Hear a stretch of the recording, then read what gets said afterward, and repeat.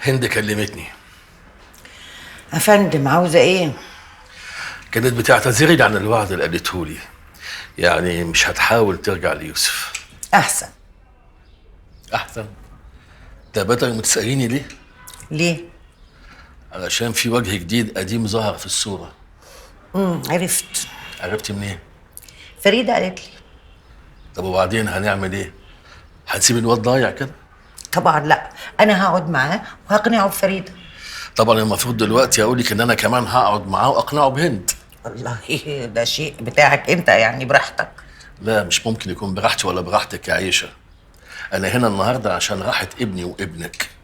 علشان راحه ابني وابنك لازم نتفق على البنت اللي هتعيش معاه وتصونه، سواء بقى كانت فريده او هند. طول ما احنا مختلفين كده يا عيشه الواد بيتشتت اكتر. وازاي بقى يا فالح عايزنا ان احنا نتفق على مرات ابننا واحنا اصلا مختلفين؟ عشان كده يا عيشه لازم من اللحظه دي انا وانت نتفق.